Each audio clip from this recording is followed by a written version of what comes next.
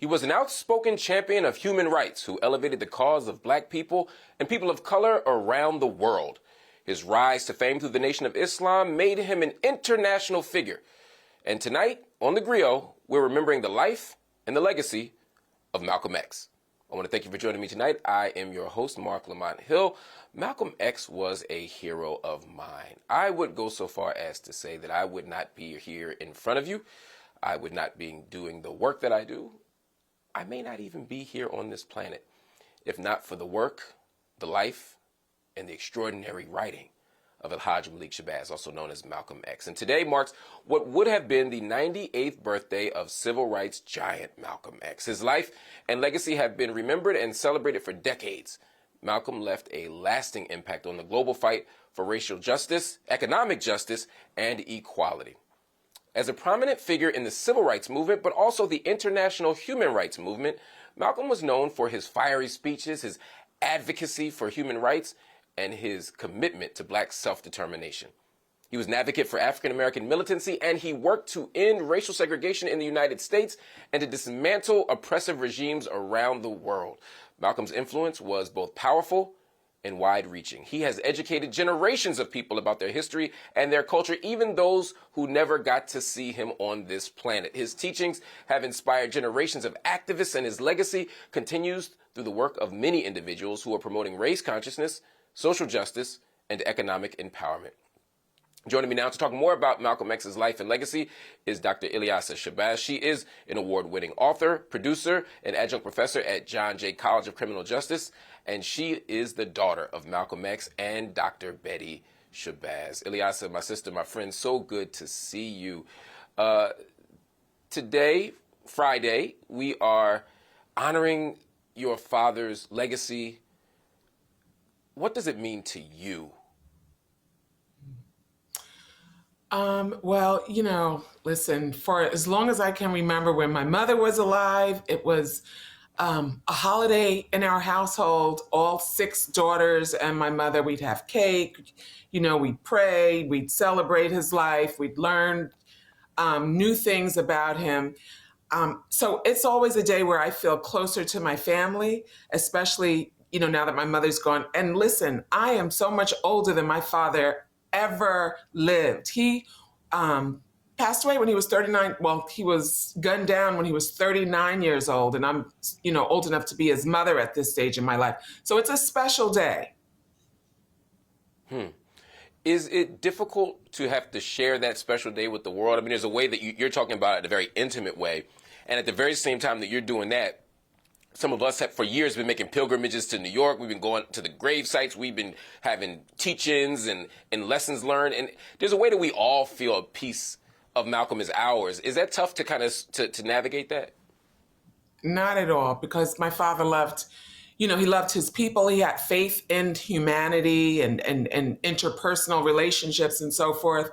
I usually go to his grave earlier in the morning and leave flowers. And, my mother's buried on top of him.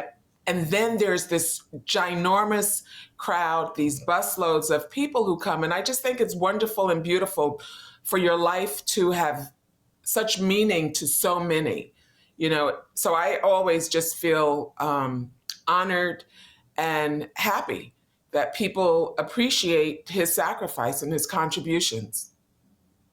You talked about a moment ago learning new stuff about your dad over the years. When you think about this idea of learning over time, that also reflects your father. I mean, Malcolm X learned and grew and evolved every year, if not every day.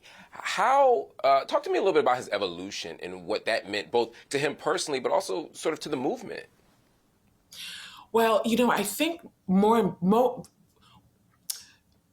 what really drove my work is making sure his foundation is accurate, right? Because if we believe that you can be a delinquent and go to jail and miraculously walk out as Malcolm X, then we have, it does no justice for our young people. It does no justice for the importance of family, for the importance of raising our children, that village. And so my father's foundation was solid. And, his father was a member of the PTA. He was the president of the Industrial League. He was a minister, all of these great things. He appeared to be invincible to his family. His mother was a polyglot who spoke many languages and instilled the value of learning in her children. So Malcolm, after losing his parents, to the KKK because they told his father, you can't purchase this. If you can purchase this land, but you can't live on it. And of course, we can only imagine that his father, of course, lived on the land with his family, wanting to provide a quality life for his family. And, they ultimately lynched him. They ultimately removed his wife from their home and they seized their property. So, Malcolm's life says that we must have that village, right, to raise our children, that we must provide a foundation for our children. And so again, it speaks to the importance of education and mentors and all of those other things. So, that's where I spent most of my work, wanting to control the narratives that we leave about our ancestors, about our history, about my family. Yeah, I think the beautiful thing about your father's legacy for me, among many other things, is the role that women played in it. And I know historically we talk about King and don't talk about Coretta. We talk about Nelson Mandela and don't talk about Winnie. And there's a way that your father's foundation is rooted in the support of women. And from day one until day 30, or year 1 to year 39, women have been there for him. I mean, there's no Malcolm if there's no Ella. There's no Malcolm if there's no Betty. There's no Malcolm. At all these moments, even when Malcolm X joins the Nation of Islam, he joins it partially because he was being preached to and encouraged by his sister. When he had no place to go, he was housed by his sister. I know you know this stuff, but it's just fascinating to me to think about how critical a role women have played and how much love Malcolm X had for women. That's right. He said a society is measured by the progress of its women. And so, we hear all of his speeches where he says he's all for ensuring that women are educated because women provide the identity, of our children. When you educate a boy, you educate a community. When you educate a girl, you raise a nation. So he was a proponent of that, and he understood the necessity of women being educated and the role that it plays on families, communities, our nation, etc. I saw Kobe Bryant after his passing be sort of elevated as a girl dad, but I was joking with my team earlier. I said, your father was the original girl dad. In the sense that, there are a lot of people who would be like, I need a son, I have to have a son. But he loved, in every way, he loved being a father of daughters. It was a treasure to him. Yes, you're absolutely right. 6 girls. And, I, again, have to take my hat off to my mother because the twins never met their father. My mother was pregnant with the twins when she saw her husband being gunned down. But yes, he loved his girls, and there are a lot of really wonderful photographs of him with us when we were little girls. We had this doll, I can't even think of her name at the moment, but we had this doll that lived with us for such a long time. It was a really tall, black girl of a doll that we knew our father gave us. There are some items, because our home had been firebombed, that we managed to hold on to as young girls, and we knew that they were things that our father had given us. We're going to take a quick break. Before we go, I wanted to ask you, what traits do you think you've taken from your father? You have traits from both your wonderful mother and your wonderful father. What's something from your father you feel like reflects him? Well, I have a great sense of humor. I think I'm an empath. Very compassionate and just really driven and committed. However, I don't think I could ever be as smart as my father. And it's funny, that was my biggest challenge growing up, just feeling that I wasn't as smart as my dad. you know. But my now, y'all, experience was this is so somebody who's different. written like 15,000 books, travels the world, builds foundations. Don't believe Ilyasah's being humble. She definitely has her father's humility. Ilyasah, hang right there. We're going to take a quick break, and on the other side, we're going to talk more about the life and the legacy of Malcolm X. We're going to talk about the family. We're going to talk about the movement, both now and in the future. Stay right here.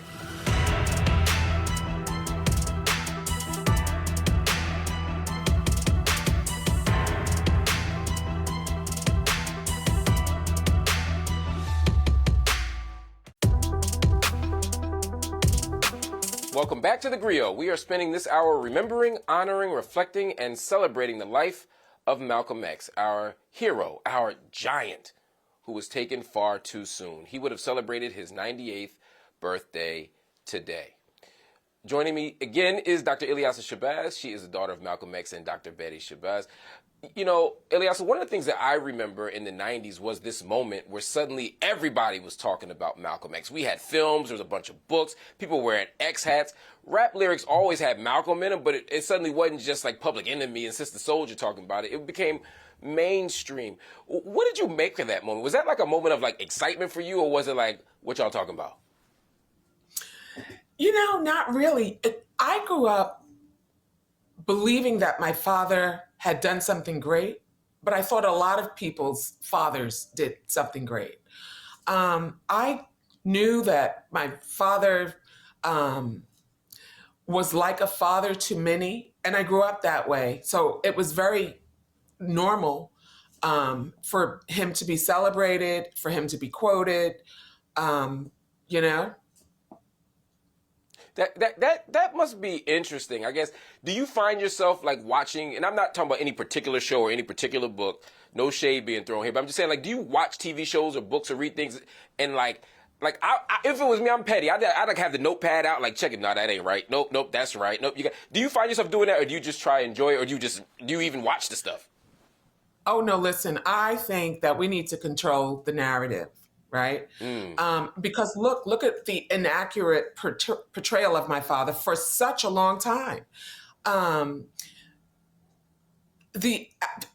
When I would show up, people had these expectations, you know, that I was going to come and, you know, my combat gear and, you know, whatever.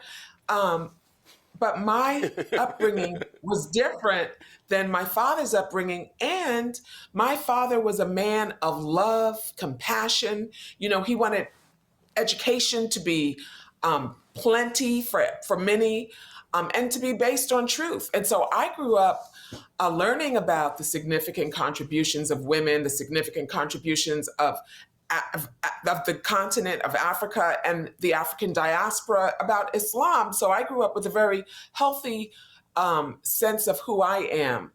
And it was so that my sisters, my 5 sisters and I would not rely on others to determine our self-worth, and that we grew up proud of who we are with a whole lot of self-love, understanding that you're a reflection of me, I'm a reflection of you. And if there were challenges on your part, that I would step in and do something about it. So I grew up just as my father would want, loving who I am, loving humanity, and being accountable and responsible. And when I find information that is inaccurate, then I set out to address it. You know, and it's the reason that I did publish these 5 books, because I wanted to make sure, you know, that number one, children, young people, adults could open a book and see a positive reflection of themselves, but also get an accurate portrayal of who we are. You know, and I say who we are, I mean we as a people. No, absolutely. First, and I was indigenous people of color. That's it right First there. world I was nations. Yes, I was thinking about you earlier this week because that new book came out, as the King biography, and one of the big revelations from the book is that Dr. King had been quoted for a long time as having said something bad about your father, that Malcolm has done himself and our people a great disservice. But when we read the actual transcripts and we do some digging, and for decades no one did the digging, it turns out he never said anything about your father remotely. I mean, they spliced that thing together like a DJ. And so it was fascinating to find that out. When you hear those kinds of revelations, what goes through your mind? Well, first of all, the King family, the Shabazz family, we grew up as friends. My mother and Coretta Scott King, we called her Aunt Coretta. I've got several photographs of her on my wall, her and my mother. So we always knew that Dr. King had a profound respect for Malcolm. Malcolm had a profound respect for Dr. King. And I think it's so unfortunate, but this again speaks to the importance of leadership development, of intergenerational discussions, because you'll discover, the strategies, unfortunately, that go into this divide and conquer notion.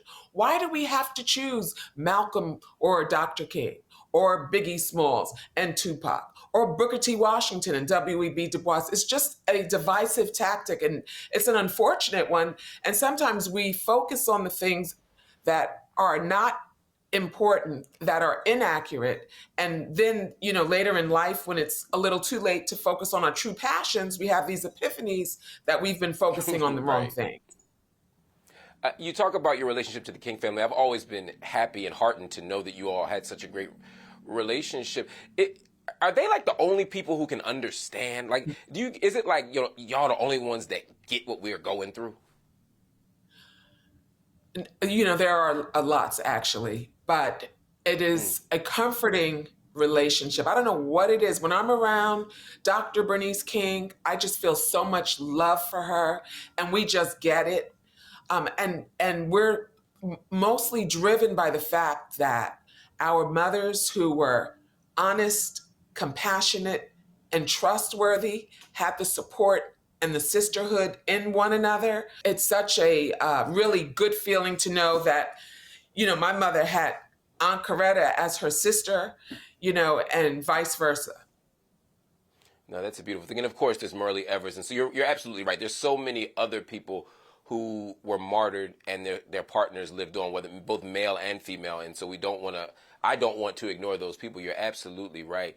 I love the way you and Bernice was on the show a few months ago, the way you all persistently elevate your mothers. You will not allow the world to forget or erase the work of your mothers. Tell me when you got that idea that was necessary. It just happened because I'm like, I can't even believe that this woman was my mother. When she passed away, I had to separate myself and take a step back and look at who this woman was.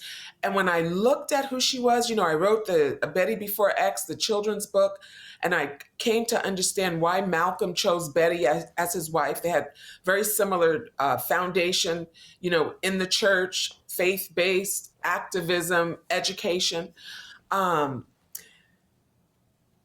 the more I shared, I guess, with others, especially the young girls that I mentored, and realizing that some of them didn't have a relationship with their mothers, I just came to really appreciate having had a Sister Betty in my life and all of what she'd given me, the mentorship, the stories, just all the things that she was able to accomplish for 6. She was only in her 20s when she witnessed the assassination of her husband. And she was pregnant with the twins. And she lay in a house a week prior. They lived through her home being firebombed. As she lay in bed with her husband and having to comfort him and comfort her daughters and nurture her, her babies in her womb. I don't know how she was able to do it. And, my mother raised all of us in this big bubble of love. She wasn't bitter. She wasn't victim.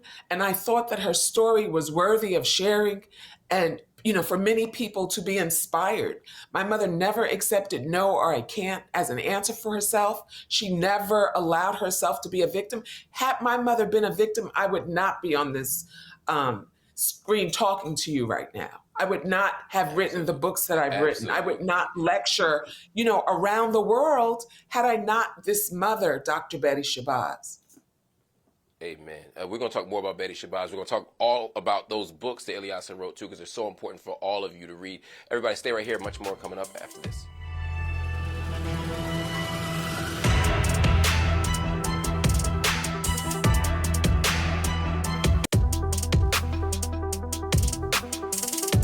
Welcome back to The Griot. We'll be right back with Dr. Ilyasah Shabazz, but I wanted to take a moment and share one of my favorite Malcolm X speeches with you.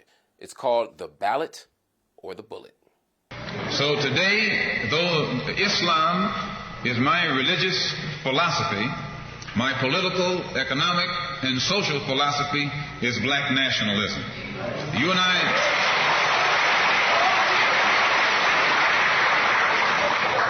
As I say, if we bring up religion, we'll have differences, we'll have arguments, we'll never be able to get together. But if we keep our religion at home, keep our religion in the closet, keep our religion between ourselves and our God, but when we come out here, we have a fight that's common to all of us against the enemy who is common to all of us. This speech is so incredibly important. April 3rd, 1964 in Cleveland, Ohio, Malcolm X delivers a speech that affirms his religious faith, but also affirms that he doesn't want to talk about that anymore, not in that moment. He wants to talk about what unites us, what connects us, and that is a common enemy and a common struggle. Malcolm does not get rid of or dismiss the electoral process, but what Malcolm says is if the government, if the state cannot meet our needs, then it's time for us to think about other means of achieving our freedom. It's time to think about other ways of organizing. And again, it ain't Democrat or Republican, it ain't black or white, Christian or Muslim. It's about black folk organizing, fighting, and doing whatever it takes to get free.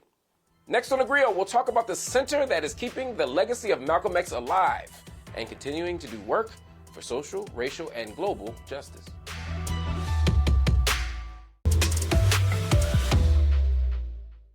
This hour, we are remembering and reflecting on the life and the legacy of Malcolm X. The civil rights and human rights giant would have celebrated his 98th birthday today.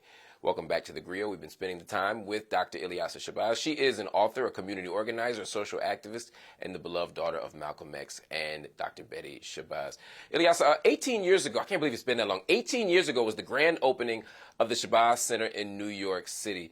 For those that don't know, what is the Shabazz Center and what is its purpose? Oh my goodness, and I've just written so much about it because we're having this big celebration later today. So the Shabazz Center is the place where my father was assassinated.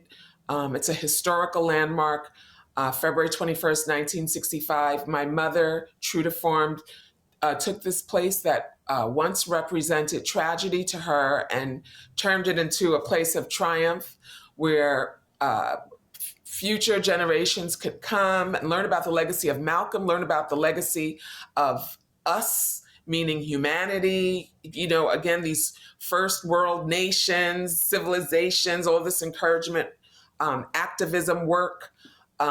We incubate social justice movements. Everyone is welcomed. And I'm the chairperson of the board. And it's a great board. It's a great organization. The mission is so much bigger than just your father, but he is at the heart of it, and I think that's a beautiful thing. Your mother's vision to do this, I think people still, even as we talk about how extraordinary she is, they really underestimate what it means to say, my husband was gunned down in this room. This is the site of ultimate tragedy, and I'm going to transform it, as you said, into a triumph, into a site of possibility. I mean, your mother was just made of something else. For those that don't know, who is Betty Shabazz and how did she become who she was? she was raised by some serious women. She had two mothers, actually. She had a biological mother, and then she had an informally adopted mother who was the deacon of the church where they all attended. And she was also a member of the Detroit Housewives League. And the Detroit Housewives League was very famous in the 1940s and the 1950s. It was these women, these activists who said to the meatpacking industry, it was a billion-dollar industry, but they would not employ Blacks. And so these women got together and said, if you are not going to employ our husbands and our children, then we are not going to support you. We are not going to give you our money. And, that at the end of it all, they broke into making sure that the meatpacking industry started hiring Blacks. And, due to the work of the Detroit Housewives League, which spread across the nation. So these are the kinds of people that my mother grew up around. And, it's this sense of community. It was during a time of segregation. And there's a really great book that I wrote, Betty Before X. Oh, that might be my favorite out of all of them. Oh, really? Yes. And I love this one is my favorite. Which one? Little Malcolm? Oh, The Awakening of Malcolm? Oh, yeah. That's a great one. And I'm going to tell you Okay. why it's my favorite, because I know you didn't ask. But what we find, people think that Malcolm was a certain way when he went to jail. And Malcolm was running from himself. And we discover that Malcolm read the dictionary not because he couldn't read or write, and he was trying to, improve his penmanship. He read the dictionary because he was the star debater, and the city of Boston was pretty impressed with him. The prison where he was, it was an experimental prison that debated against Ivy League schools. And Malcolm was the star debater. They were impressed with the many topics, especially his topic on capital punishment. So, it's just a great book. It's one of my favorites. No. It is. It's absolutely a great book. And what you just said is so important. I think sometimes we love the kind of Disney kind of narrative of people, and it often involves Black people being really bad. Like he couldn't read, couldn't write, was groveling, and then got a dictionary and suddenly became a human. When in fact, when we dig and read more and more about your father, we learn how committed he was to education, how he was petitioning to get more educational programs inside the prison. Now he was trying to get transfers even to learn more and to get more information. And this debate thing is super interesting that a lot of people don't know, that he was a star debater. What he was doing on TV after 1952, what he was doing for the nation, all that stuff, it didn't come out of nowhere. This is who he's always been. Another thing I wanted to ask you about with regard to your father was the international nature of it. Malcolm for many of us, was the first leader, maybe since Garvey, again, which your family is deeply rooted in that tradition. Your grandparents were Garveyites. How he had us looking internationally. He had us thinking about not just what was happening in the United States, what was happening in Cuba, what was happening in Ghana, what was happening in Jerusalem. He wanted us to think globally, and he was received as a global leader. I mean, it's sort of extraordinary to think about in 64 when your father was traveling, or even in 59, but in 64 when your father was traveling, he was received like a king. He was received like a president. He was like the president of Black people. Yeah, that's right. And remember, he was such a young man. And it was during a time when people, we weren't traveling. And certainly we weren't traveling to Africa, as we are today. Malcolm wasn't traveling for vacation. He was in search of truth. And he wanted to get this truth and come back and be strategic about how to end the terror that was happening to people. And it always reminds me of that a quote he says, if you stick a knife in my back 9 inches and pull it out 6 inches, the knife is still on my back. If you pull it all the way out, there's an open wound. None of this is progress. The progress is coming to the table and having the discussion. It's about truth, right? So my father was always looking for solutions. He was very strategic human rights leader, human rights strategist. I think that's right, and it's interesting because when you travel around the world now, his name still resonates. People still connect with him. People still believe in him. People still want to follow in that tradition. That has to be humbling for you because you travel a lot. I mean, you see it yourself. Yeah, when I went and made Hajj, I was so grateful that my father was able to go to another country. One of the things that we take for granted is what did our parents endure? And my father grew up during Jim Crow. And for him to go abroad and be treated as a full-fledged man, a human being, we take for granted.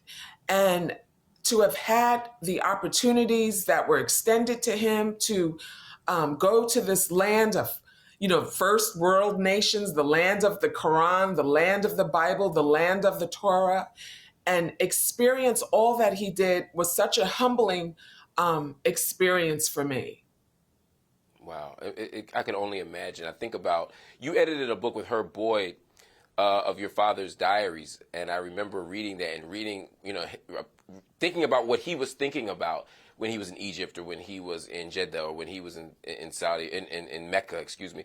It's extraordinary and, like you said, quite humbling. Ilyasah, hang on. I know I got you for a few more seconds. I want to hear more about your books. I want you to break down what you've been writing about and what you're going to write next. Everybody stay right here. We have the daughter of Malcolm and Betty Shabazz, a legend in her own right, Dr. Ilyasah Shabazz, with us. Stay with us. Much more after this.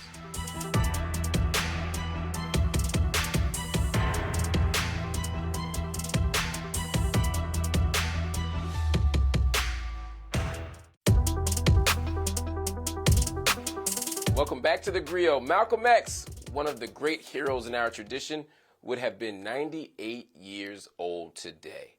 And on today, as they say in the churches, we are going to celebrate his life and legacy for the full hour. And as we wind down, I want to bring back Dr. Ilyasah Shabazz.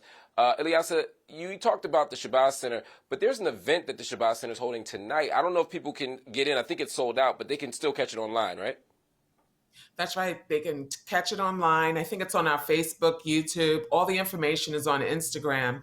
But we have the Metropolitan Opera. They're doing a tribute to my father because the ex-opera is going to be at the Met, believe it or not, in the fall.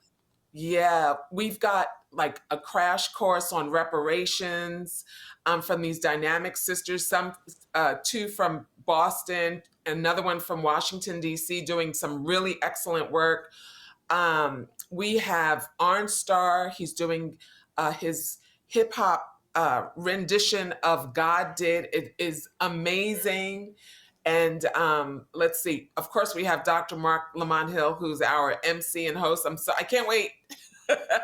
I'm excited. But there's also some guy named Spike Lee there, I think, right? I was going to say Spike Lee is our keynote. And he's also celebrating the 30th anniversary of the release of Malcolm X movie. I can't believe it's been 30 years. Has it been 30 years? It has been 30 years. Yeah. Wow. Yeah. But we have a great lineup of people. We even have an award ceremony where we give the Malcolm X and Betty Shabazz Vanguard Awards. And there's Nicole Hannah-Jones, Carol Jenkins, Frederica Newton, the wife of Huey P. Newton. We just have a great, great lineup of people and a wonderful program. And of course, we always need donations. Yes. We always need donations. Yes. Because I'm glad you said that. I'm going to say it because listen, y'all. We love these leaders. We love our institutions. We love our black colleges, but don't donate to them. We love our black sororities, fraternities, wear the letters, but we're not active members. And we love the King Centers, the Malcolm X's. We love them as figures and as institutions, but oftentimes we don't support them. I promise you, these organizations do not run off of vibes. So if you say you love Malcolm X, you say you stand in the Malcolm X tradition, you follow Malcolm X, you were inspired by Malcolm X, you were transformed by Malcolm X, you're excited by the work they're doing now, you donate. I don't care what you donate. They probably do, but donate something. Donate, do the best you can, but it's better to donate something than nothing, because we need these organizations. And again, they run off of our love and our emotion, but they really run off of our economic support. And the Malcolm X Center in particular, sometimes we think that these organizations get more outside support than they do. Some institutions and organizations get government funding. They get grants from private people. They get all kinds of sources, and that's great for them. But this institution needs our grassroots money. Malcolm X was a grassroots leader. He was a grassroots organizer. He was a grassroots teacher. And this organization needs our grassroots support. So please, please, please, donate to the Shabazz Center. No extra charge. She didn't ask me to do this, but I just think that needs to be done, and I think that needs to be said. Before we go, Ilyasah, you got 5 books? You've written 5 books? Yes. 5 books. Growing Up X, Malcolm Little, the boy who grew up to become Malcolm X, which is a beautiful book for children. It's an illustration book. Betty Before X, X a Novel, The Awakening of Malcolm X is my latest. Yes, that's right.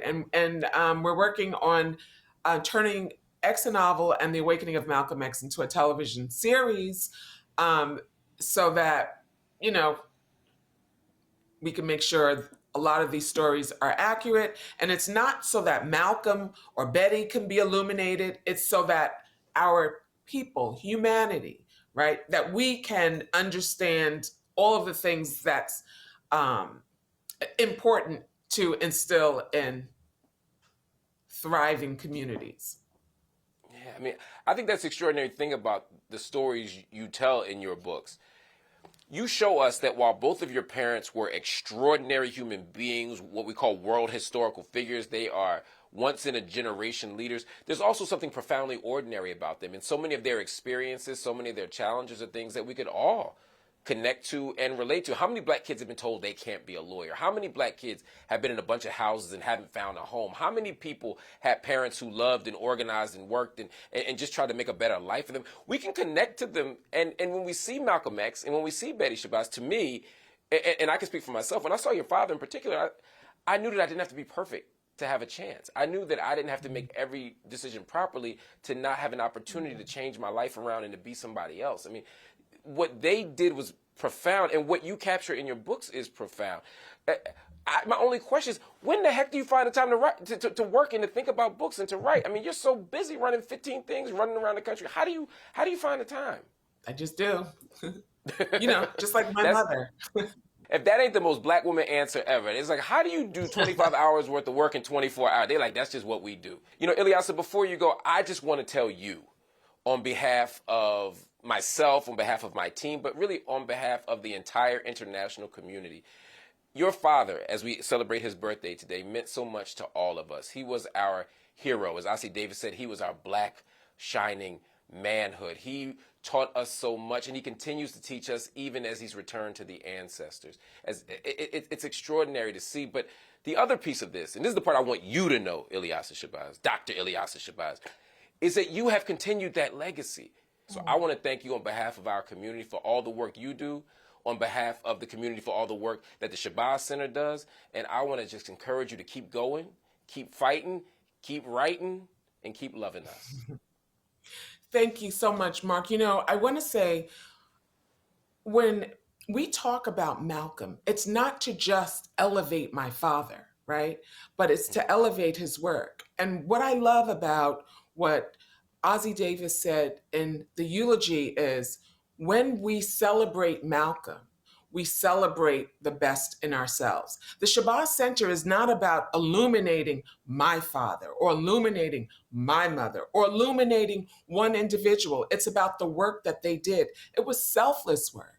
And so it's about finding the best in ourselves and sharing it forward so that future generations also have an opportunity to be their whole and best selves.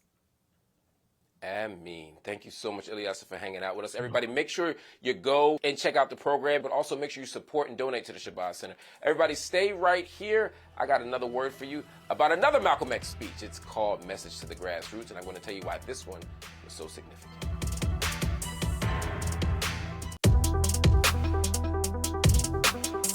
Welcome back to the Griot. For this entire show, we are remembering Malcolm X, the civil and human rights icon who would have been 98 years old today. I want to share a piece of his revolutionary message, a speech that is called Message to the Grassroots. I would like to make a few comments concerning the difference between the Black Revolution and the Negro Revolution. There's a difference. Are they both the same? And if they're not, what is the difference? What is the difference between a Black Revolution and a Negro Revolution? First, what is a revolution?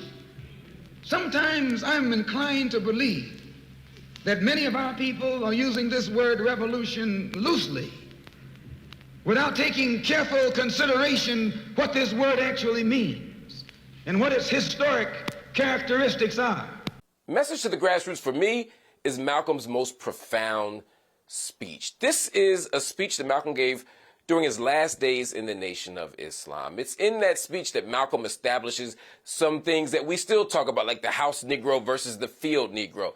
This is the time where Malcolm is telling us to think about what revolution really is. He said revolution isn't trying to fight to use the same toilet as white people. Revolution is about land. Revolution is about struggle. Malcolm wanted us to understand what was really at stake. Malcolm called on us to be internationalists. He references the Bandung Conference. He references black and brown people allied together. He talks about the possibilities of freedom and what it takes to get us there. That is the legacy of Malcolm X. Not just the human rights icon, but the black internationalist. Stay with me. A final word after this quick break.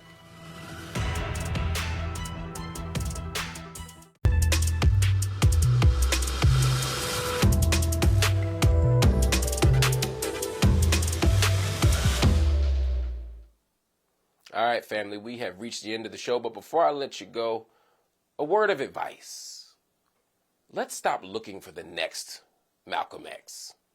Let's stop looking for the next Martin Luther King. Let's stop looking for the next Angela Davis. For two reasons. One, leadership shouldn't be singular. Stop waiting for a Messiah to come save our community. All of us have a duty and a responsibility to lead. We don't need a single charismatic speaker to come and save us. We need a bunch of folk to work and struggle and lead and organize. Because if we only have one leader, it's much more easy to take out our movement. But also, I want us to remember that people like Malcolm X and Martin Luther King and Betty Shabazz and Coretta Scott King, they're not just these diamonds that are found in the midst of nothingness. Like the great Russell Conwell said, we have to look in our own backyards. Instead of going out yonder for diamonds, we must realize that there are acres of diamonds in our own backyard. In every classroom, every school, every church, every mosque, every neighborhood, there is a Malcolm and an Angela and a Harriet and a Fannie Lou. We got to find them and dig. We got to assume all of our students have that possibility. All of our children have that chance. That every single person is worth investing in and loving, because that man named Malcolm, long before he was a world-renowned leader, he was Detroit Red. He was a pimp. He was a drug addict. He was an abuser. He was a thief. But he transformed into something else because of the radical love of a community of people. Let's use that radical love for everybody. Every single one of us.